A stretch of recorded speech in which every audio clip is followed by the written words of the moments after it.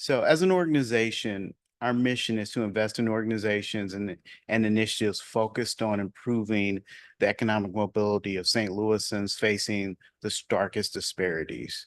We as an organization have three priority populations. They are Black and other marginalized groups, low and moderate income individuals and families, and geographically the city of St. Louis and North St. Louis County. We have five guiding principles that we follow in all our activities: collaboration, being responsive to the community, advancing equity, an evidence-based approach in all that we do, and true partnership with the community as well as our grantees. We also have four objectives. I won't go through all four, but what's most important is the open call really addresses two of our objectives. One, wealth building and protection, and two, our focus on regional leadership, building regional leadership capacity and civic infrastructure. I kind of jumped ahead on you in that civic infrastructure. Here, do me a favor, scooch up just a little bit. I might not have. As you know, our due date for the first phase of the application is the 30th of August. We will notify everyone on the 16th of who was selected to move forward and who unfortunately won't have the opportunity to move forward. Those who will move forward will have to the 30th to complete the full application. Phase two, we will make decisions, notify final decisions by the end of November. And I just want to point out one additional thing is that we plan to fund these grants in this calendar year. So funds will be distributed before the end of this year. Okay. Let's Let's open dive it in. up for questions. I just want to just real quick, just to make sure everybody's clear, because we have two dates on there. I think it's clear, but I don't think we can be too cautious. Yes. The date that is most important right now is August 30th. That's a Friday, 5 p.m. Yep. That's when the applications have to be in. Correct. Very good. Do projects have to impact both St. Louis City and North St. Louis County? No, it can be either in St. Louis City or St. Louis County. Okay. Jennifer Allen, should we assume that these are annual grants? Also, would it be the same timing of the year? Can you talk a little bit about that scheduling there? So we will follow, in your budget, you should outline how you propose the money to be distributed. We're very flexible. We could do it one time. We could do it one time up front or break it up. But with these smaller dollar amounts, we probably propose to issue the money up front, but we're flexible. And potentially on the wealth building, that could be over a period of time. Yes. Yes. What we can attach under this, and then he puts a quote of a question: proposal, narrative, graphics, and/or tables, if applicable. Can you tease that out a little bit for us? Yeah, so that would be in your proposal. As you write out your proposal, if you have graphics, tables, data tables, potentially photos of particular, if it's a project, you want to kind of show the project, it's a physical project, you want to show the park or whatever that is. So it's any PDF document that you like to provide us that gives you a full overview of the proposal and the narrative. Is this something that is required for a proposal, or is this something that is an option for a proposal? It's required. Required. Got it. Nancy Jordan, when you say funds dispersed this year, are you meaning all funds, partial, or is this an advanced pay grant or reimbursement? You want to kind of talk about that a little bit more? So based on the dollar amounts, size of dollar amounts, we'd probably prefer to distribute the money all this year, but depending on the structure, we can structure it based on the proposal. So I would, as you outline your proposal and your budget, I would outline, when proceeds would be needed. Okay. We generally follow the budget.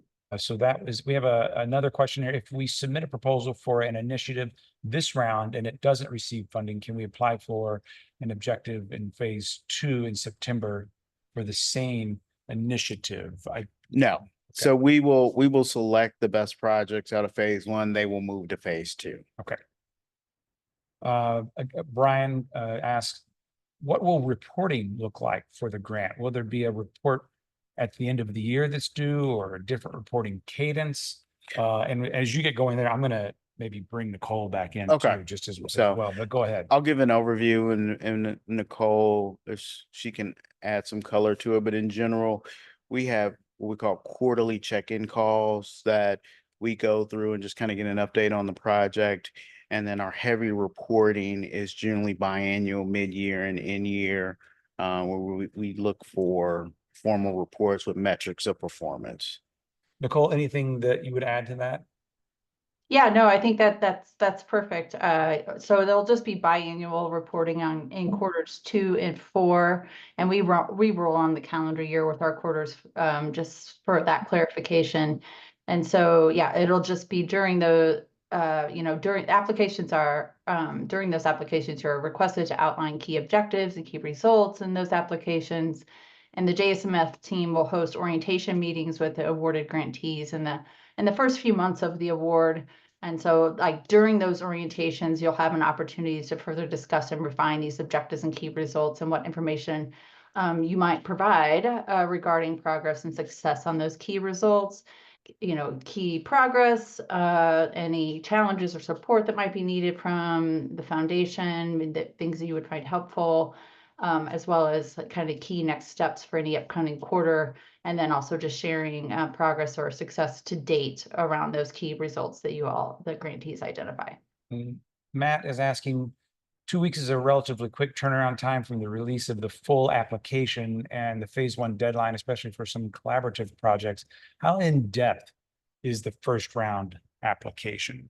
The first round application is it's not very in depth. The first round application really has you outline your proposal and really answer the questions related to how you relate to our objectives, our mission. So it is not a deep dive in that first round. It really gets into really outlining the proposal, outlining your project. Who are your partners? What do you propose to do? What are the groups you're bringing together who are new to each other? Uploading a budget, basic budget, so we understand the dollar amount, and then tying that proposal to the objectives of the open call and the objectives of the organization and our mission. Okay. And part of what you were talking about, releasing this PDF of the application is live and has been for a couple of weeks. And this is an opportunity to be able to print it out and see what it might look like should you proceed. Well, even more than that, it actually will allow you to see the second phase of the application that you can't see in the first round. Correct, and so that way, when for those who are selected onto the second round, you'll have an understanding of what we're going to be asking in the second round and kind of can start preparing for that. Great. But even our second round application. Very good. Dominic is asking, are organizations allowed to apply for both grant opportunities? You can apply to both. Also, I'm just going to put this out there because I've gotten this question as well through email. Current grantees are allowed to apply for this opportunity as well. You can apply to both as well as I said. Can you submit more than one proposal? You can. We want to see all the great ideas you got. I like that. Yeah. Aim high. I think, we saw innovative in both the descriptions, big ideas, new ideas. Our capital, this is Becky, our capital expenses, i.e. for a facility where wealth building programming services will be delivered, eligible expenses. Yes, we will have open calls each year. They're going to be different topics every year. They're going to be different numbers. It could be more than 2, less could be 1. And then we also, I'll just put it out there, we also, call what we call invited grant proposals, where we meet with individuals and work with them to develop a proposal that we'll then consider. So outside of the open call opportunity, are you intending to fund new projects, existing projects, or both? Would you consider funding enhancing an existing project? That's from Ken. Yes. Yes is the answer to that, Ken. Can you talk more about what a collaborative proposal might look like? Are joint proposals acceptable? Are they encouraged or given preference? So, I can't say they're giving preference. Collaborative is something we're looking for. So obviously that's a key objective.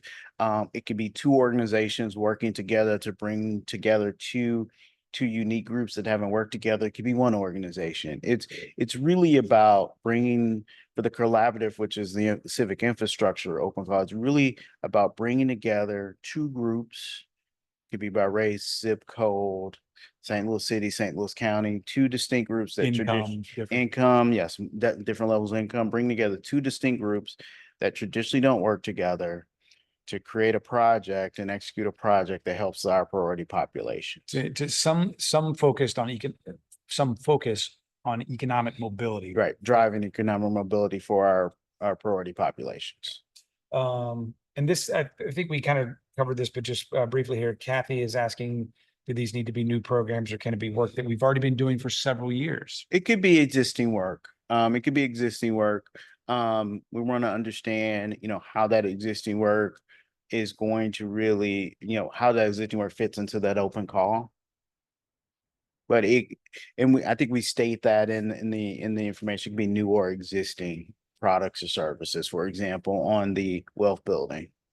And this is another question about capital, but just from Megan Freeman here, are we able to request funding for capital projects or programs that meet objectives will take place? You want to say anything more about that? Well, I guess, could you repeat that? Are we, okay, and Megan, capital, excuse me, where programs that meet objectives take place?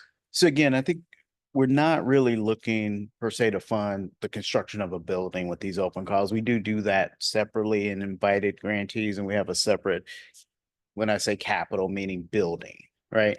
Now, if you're talking capital funding, yes, particularly for the wealth building, capacity building, giving funds to build capacity, so human capital, right, would be an example of that, but not necessarily a physical building.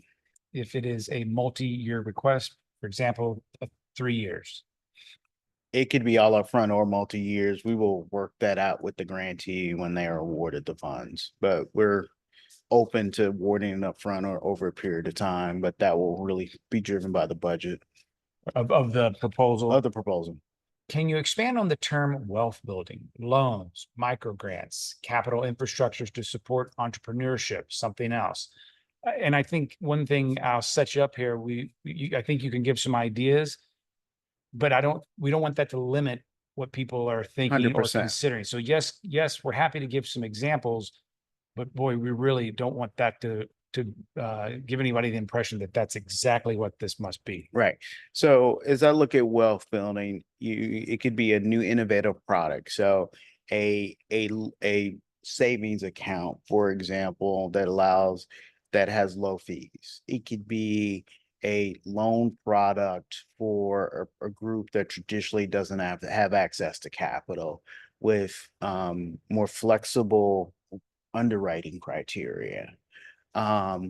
It could be also that particular open call, it could be building capacity to develop that, right? There's also, it states about practice, right? It could be a proposal around changing underwriting requirements, right? And looking at how do you change underwriting requirements that open up financial products for more individuals, particularly those in our priority populations that don't have access to banking, don't have access to credit. Gretchen, do funds have to be spent in 2024? Not necessarily, no. And a person anonymously is asking, will the grantee be required to hit specific KPIs, benchmarks, or milestones on a yearly basis? If so, can you share what those are or how they will be created? Sounds Yeah. like, yeah, go ahead. And then I'll start, and then of course I will turn this over to Nicole. At a high level, we work with each grantee to develop objectives for metrics, for objectives for each grantee that we want to measure. We generally track those mid-year and in year, but that is done in collaboration with the grantee. I think that's an important thing to maybe just briefly speak to, that these are partnerships that we're looking to form here. Like Right. there's resources, expertise, others, other ways we hope to partner with. Right. folks. Yeah. So with all our grantees, it's a partnership, and kind of the quarterly calls are talked about, an ongoing conversation we have. Like, there's no really preparation per se for those quarterly calls. It's really understanding how are things going? What are the obstacles? How can we help? Do you need us to get involved to help you to bring your dream to fruition? Are there introductions or things we can do to help you? So we're in it with our grantees. And so, designing the metrics and how we and understanding how we measure them, those are really negotiating agreed upon by both the grantee and us. And I'll definitely want to turn it over to Nicole. Yeah, Make Nicole, sure I if you- didn't miss anything. Come on, let's see. Yeah, No, you did great, Gerard. Yeah, I think you said, again, if invited to the full application, the phase 2 there, you'll be asked again to just talk about the objectives that you have for your initiative or change effort. And again, those are just high level, inspiring, kind of like, what are the changes that you're really hoping to advance?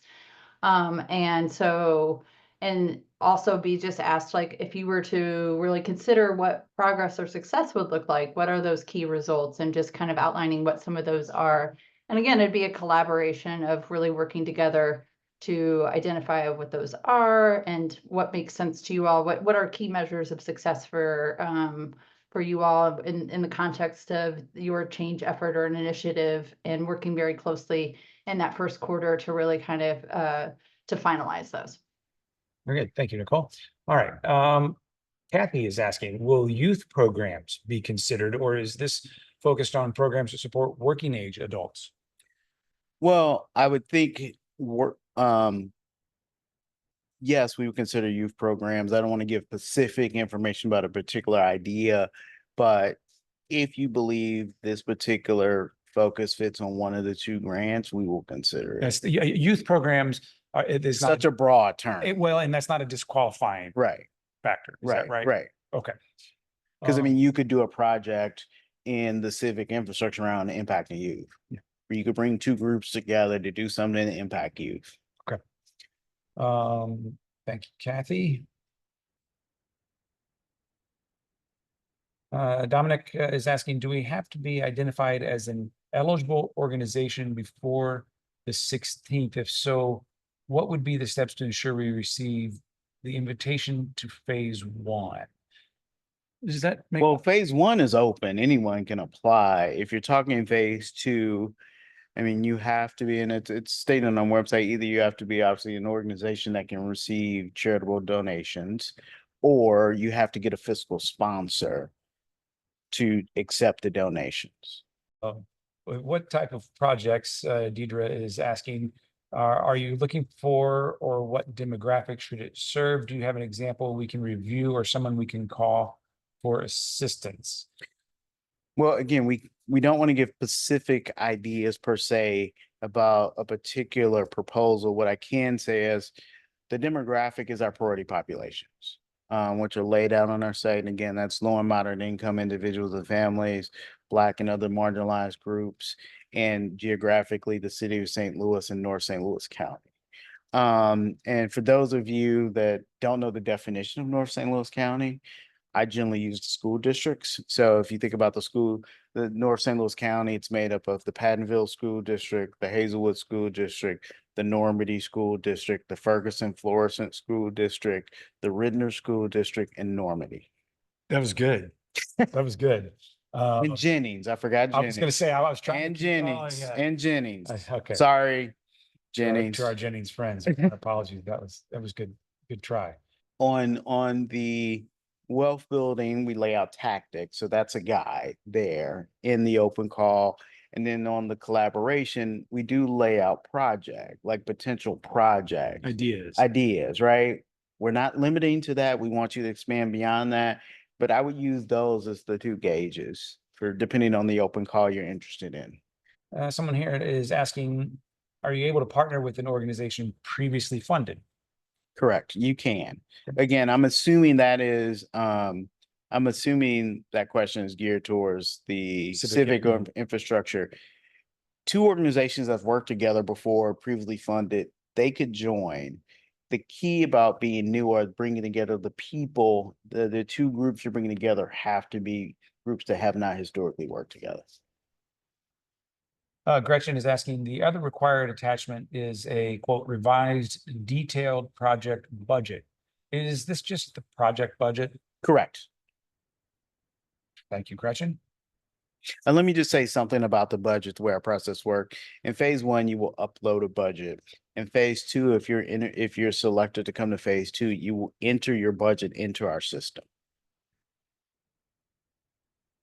Can the civic infrastructure grant be used for strategic planning purposes in support of a new project or program? No.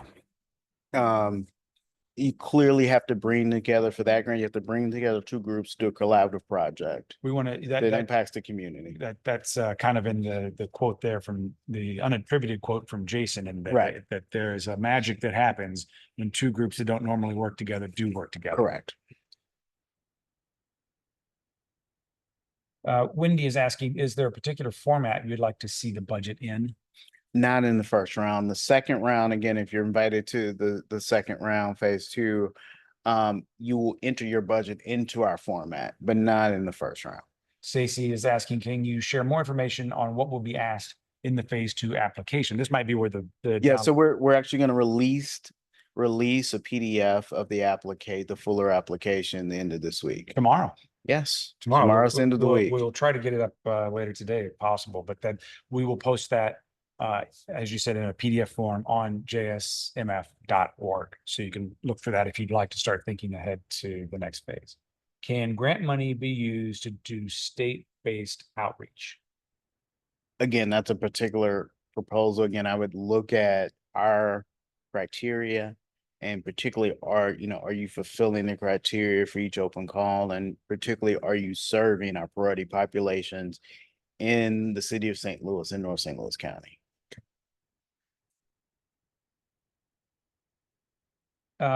We haven't worked with you before. We might make our application. What might make our application stand out to you? I think I'm going to get you off the hook there and say you might not want to answer that specifically, but anything broadly you. Yeah, I could talk broadly. Like, I think the big thing is one, fulfilling the requirements of the criteria that we've outlined.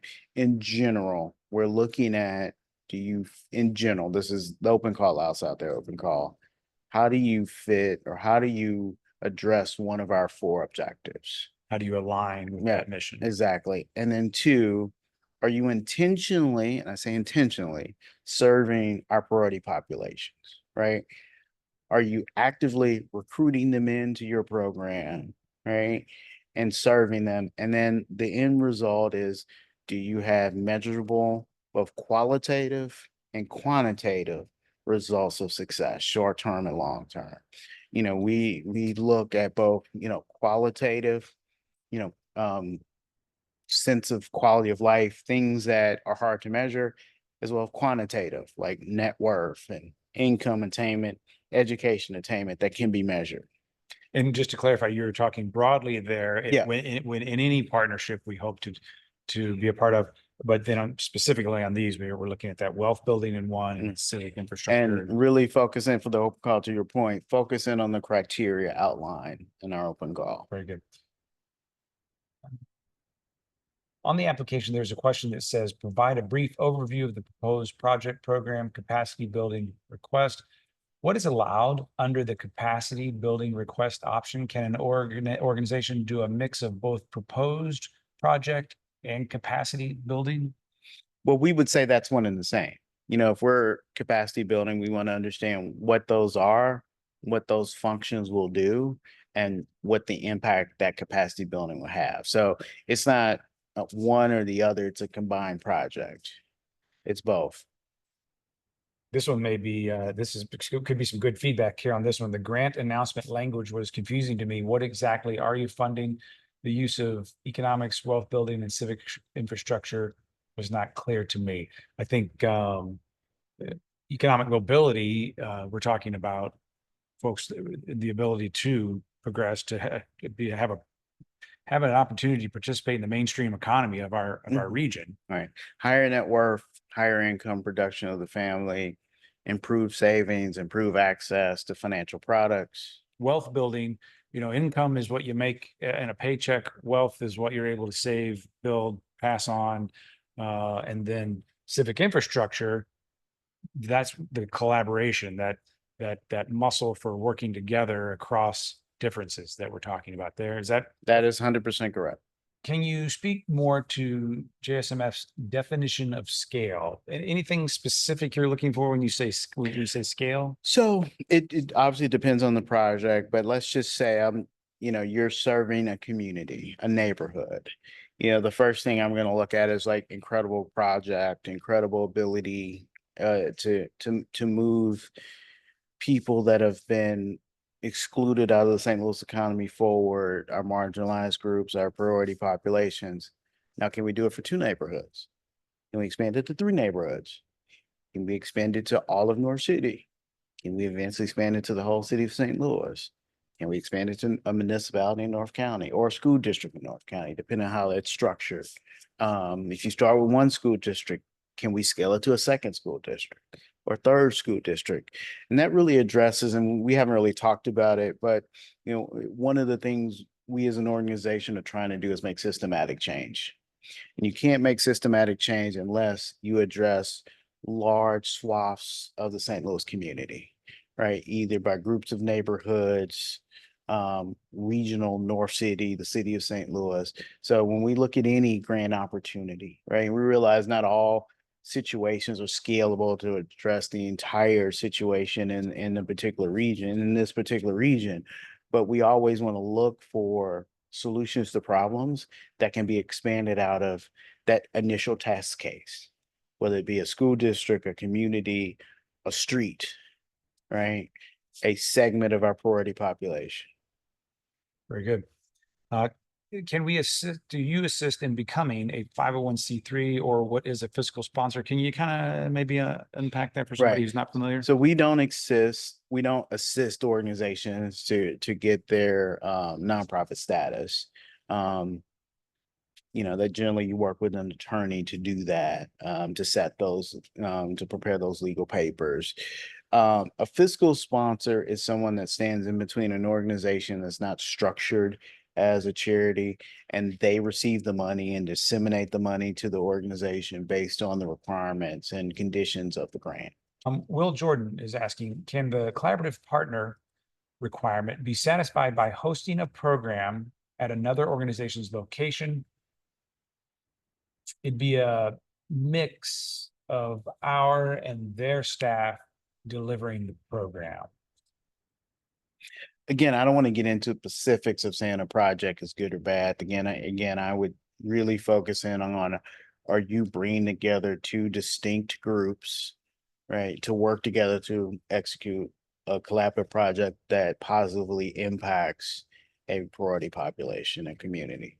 And 2 groups. I like 2 this, distinct 2 groups distinct groups that historically don't work together. I heard this the other day that I like an unlikely alliance Mhm. across, could be different parts of our region, across different incomes, across different races. Hopefully that answers it. Yeah. Will, please chime in if you have something more specific or if that didn't quite answer your question. For an organization that is looking to establish operations in St. Louis for the first time, is it acceptable to use the first 6 to 12 months of the grant period to build local partnerships and establish location operations? I don't want to address that specifically, but to move forward in the process, we would have to understand who exactly you're working with, what the project is, whether it be on the wealth building side or the civic infrastructure side. So, we can only gauge the success or gauge a project based on what you tell us. So there's no exclusion of an entity that's not physically based in St. Louis. We work with grantees from all around the country to bring great ideas and services to our priority populations here in St. Louis. So you don't have to be a St. Louis-based organization, but we have to understand, if you're preparing a proposal, who's involved, what you're going to do, what's your proposed impact. And will it, whom will it serve? Correct.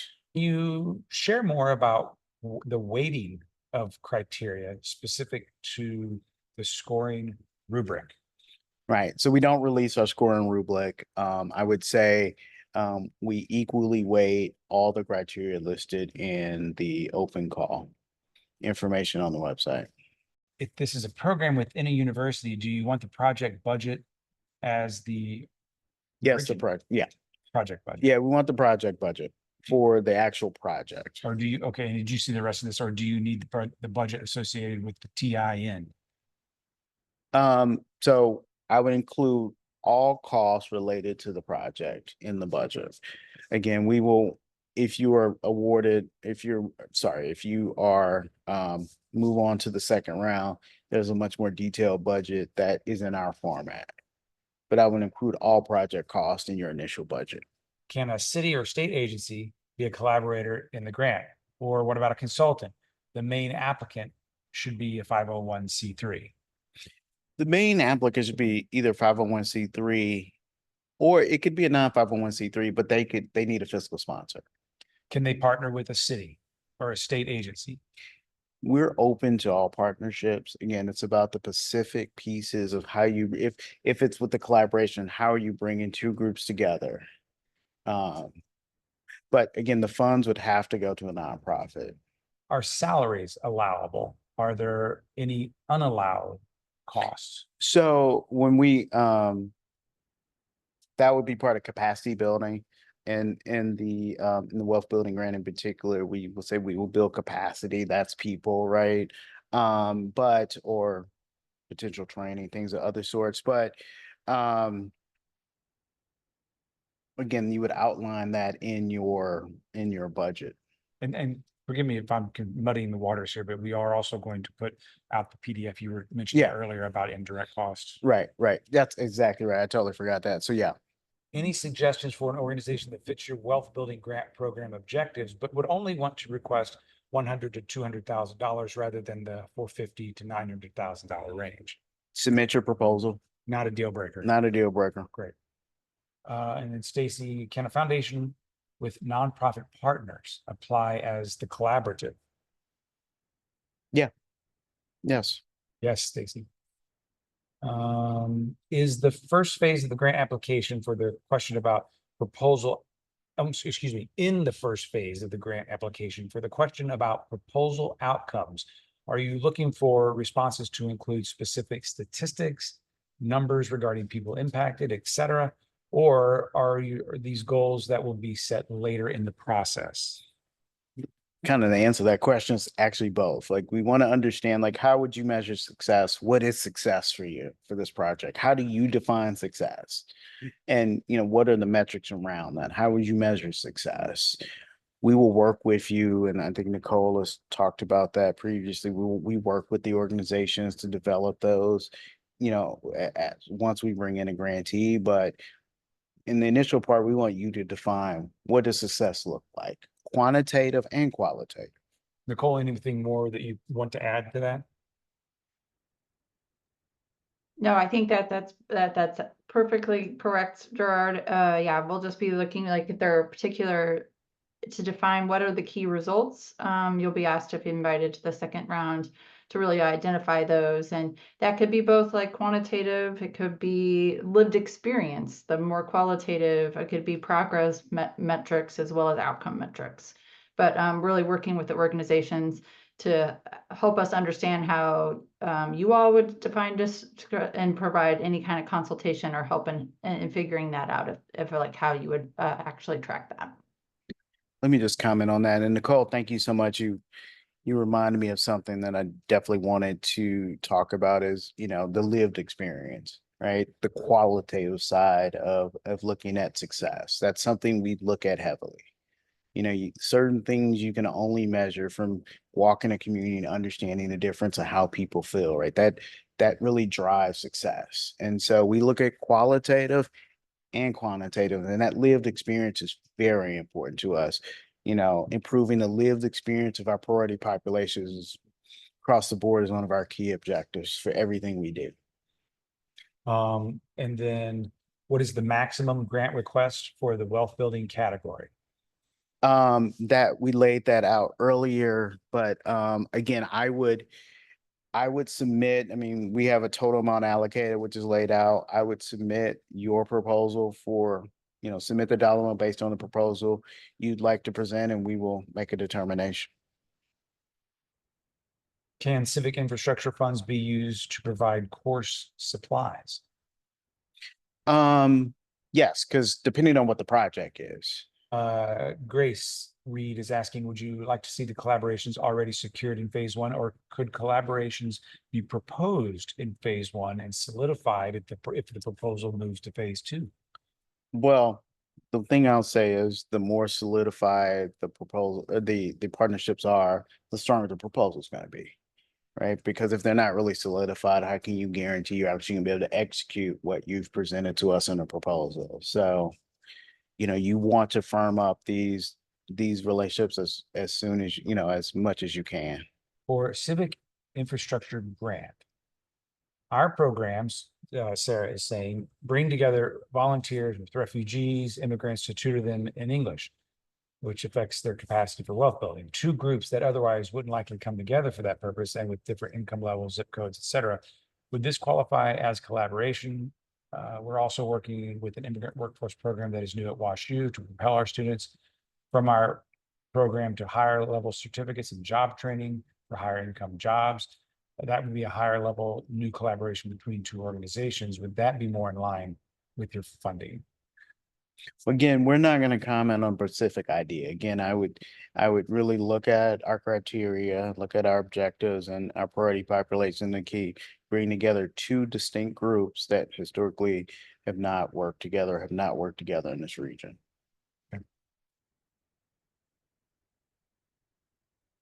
In the question for the application, it says, provide a brief overview of the proposed project budget capacity building request. What would some examples of capacity building be that JSMF would fund? We've talked about this a little bit. Do you want to just kind of briefly answer that again? Can you? Yeah, so, excuse me.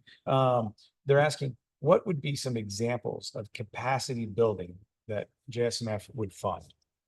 Well, again, capacity building is really building what an organization needs to build itself up to deliver a product or service, right?